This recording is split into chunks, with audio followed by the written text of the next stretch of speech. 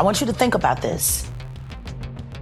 Allegedly, Sean Carter is responsible for enacting Hype Williams to put Aaliyah on a faulty plane to move her out the way as punishment for rejecting him, and so he could level up Beyoncé. The sun was slipping below the horizon in the Bahamas, but for Aaliyah, darkness had already started to fall. She had just finished filming what would tragically become her last music video, Rock the Boat.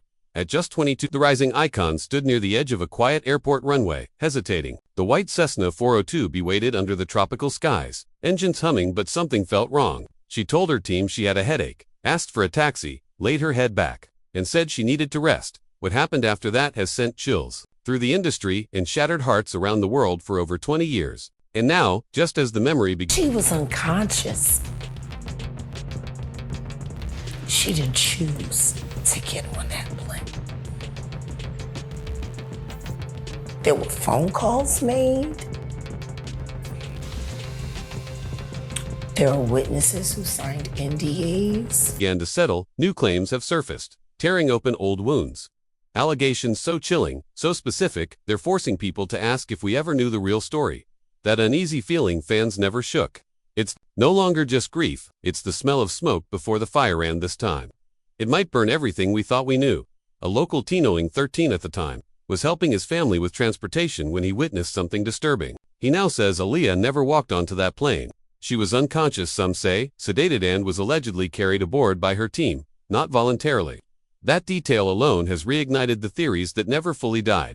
Was this just a tragic accident, or was there something far more sinister hiding beneath the palm trees and polished PR? The plane was dangerously overloaded, 700 pounds over the legal limit. The pilot not certified for that type of aircraft. On top of that, he reportedly had banned substances in his system. So who approved this flight? Why skip the safer, fully arranged charters? And I'm not saying allegedly. Oh. I'm saying, Sean Carter, you're a piece of shit. Taking Pimp C wasn't bad enough. You just want to go down there and you want to just remove all of the balls from every real gangster in Houston. Scheduled for the very next morning. Why the rush? What was so urgent that it couldn't wait? And deeper than that, what was lost that day wasn't just Aaliyah's life. It was everything her presence represented for the future of R&B, because the void she left wasn't just emotional, it was commercial, cultural, and creative. Her sound, her aura, her influence gone in a flash of flame and metal. And eerily, not long after, the space she once owned so effortlessly was filled by someone the machine had quietly been prepping. Someone who was still in the background, waiting. Someone who would soon be launched into solo superstardom. Her name, Beyoncé. And this is where the whispers start hardening into full-blown theories. Because in 2024, rumors don't die, they evolve. Aaliyah's orbit had already crossed paths with the music industry's biggest names. Jay-Z had reportedly pursued her. Diddy, he was hovering too soon at events, working within her same circle. And then there was Beyoncé.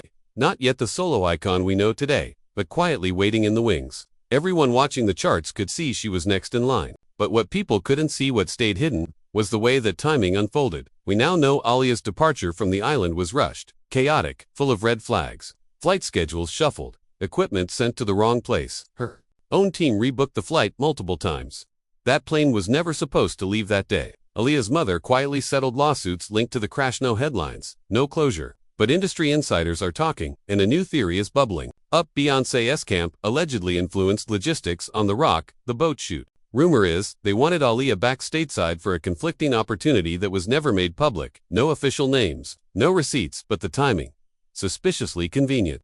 The talk is getting louder, especially as old clips resurface. What's up? What's up? This is Beyoncé with one of the hottest artists out here, Aaliyah. That red carpet moment is now chilling in hindsight. Because if Aaliyah had lived, where would Beyoncé really be? Let's be honest, Aaliyah was on fire in 2001. Her album had dropped to critical acclaim. She was breaking into Hollywood, modeling, dominating R&B, and redefining what pop stardom could look like. And she made it look effortless. Beyoncé had raw talent, sure, but Aaliyah had it. That untouchable aura, the kind of presence you can't manufacture. And in an industry where timing is currency, Aaliyah's sudden exit looks less like a heartbreak and more like a handoff. Then enter Diddy, The man once praised for mogul genius is now drowning in lawsuits describing exploitation, silencing, and abuse. One suit even claims an intentional ring-an operation designed to destroy those who didn't comply. And for those digging deeper, the chaos around Aaliyah's final moments. It's starting to fit that pattern. Diddy was tight with Jay-Z. Jay-Z was chasing Aaliyah. Beyoncé ended up with both married to one, professionally tied to the other. A triangle of power. Some say it's not just influence, it's a hierarchy. People whispered that stocks were shorted right after the crash. Certain players made a fortune, including Sean Carter. And here's the question nobody wants to answer. If it was just an accident, then why were NDAs signed? Why the silence? Why the sealed settlements? Why does every piece of this story lead back to the same closed doors? A former industry insider has come forward with chilling claims. In the hours before Aaliyah's fatal flight, calls were made not to authorities, but to handlers. That word alone raises red flags. Why were handlers involved? And why the sudden rush to fly that night when a safer plane was available the next morning? Every choice from the aircraft swap to ignoring red flags reeked of pressure. But pressure from where? Or more importantly, from who? Let's talk about the pilot, Luis Morales. This wasn't some seasoned veteran. Morales was on probation for a crack-related offense. He wasn't even licensed to fly the plane he died in. On top of that, toxicology confirmed banned substances in his system, yet somehow, he was cleared to fly a small plane carrying a global superstar. That wasn't just negligence, that was intentional. Someone put him there. Someone gambled with Aaliyah's life, and they lost that gamble. Because what happened next wasn't just a crash, it was a catastrophe. The plane was overloaded by nearly 700 pounds. Federal rules about weight distribution were ignored. The wings snapped midair. It nosedived, exploded. And what followed was a media circus with no real answers. And why would a family need to sign a don't-ask agreement if the crash was just an accident? Accidents don't need NDAs. Cover-ups do. Years later, in Kathy Iandoli's book, a Bahamian local claimed Aaliyah was sedated, drugged before being carried onto that plane unconscious. That lines up with what multiple witnesses now say. She didn't want to board. She had a headache. She laid down, and someone chose for her. That's when this stopped being a tragedy and started sounding like a hit job. So again, who wanted her gone? And why now? The names swirling around this question are the stuff of nightmares. Jay-Z, who once courted Aaliyah and even sent her flowers, was recently accused in a civil case involving the assault of a teenage girl at a music event. The lawsuit alleges secret NDAs, trauma, and a connection to, you guessed it, Diddy. Same circles, same scandals, same summer. The lawsuit originally named Diddy alone, until it was updated to include Jay-Z. That's silence. It's starting to crack. And now TikTok detectives are doing what the media won't. They're digging. At the 2001 Lady of Soul Awards, Beyoncé said Aaliyah was the first to embrace Destiny's Child. Was that just a tribute? Or a quiet confession? A viral clip with 8 million views argues Aaliyah's kindness was real, but the industry was already plotting a rivalry. Only one could win, said a former Rockefeller insider. Aaliyah, Jay-Z, Beyoncé, Diddy, only one was meant to survive the spotlight. If Beyoncé's team had major label support, legal firepower, and insider protection, how far would they go to clear her path? Suddenly, the crash feels less like a freak accident, and more like a power move. The deeper you dig, the less innocent it looks. There's no physical evidence left, but in the court of public opinion, people are finally starting to ask the right question. Not how did Aaliyah die, but why was she silenced? According to a witness who was just 13 at the time but helping his family with Aaliyah's transport, the singer never willingly boarded that plane. She was sleeping, some say sedated, when her team allegedly lifted her limp body onto the aircraft. Against her will, that detail alone has reignited old suspicions. Was it a tragic accident or something darker? The plane was 700 pounds overweight. The pilot wasn't licensed for that aircraft and he had banned substances in his system. So who gave the green light?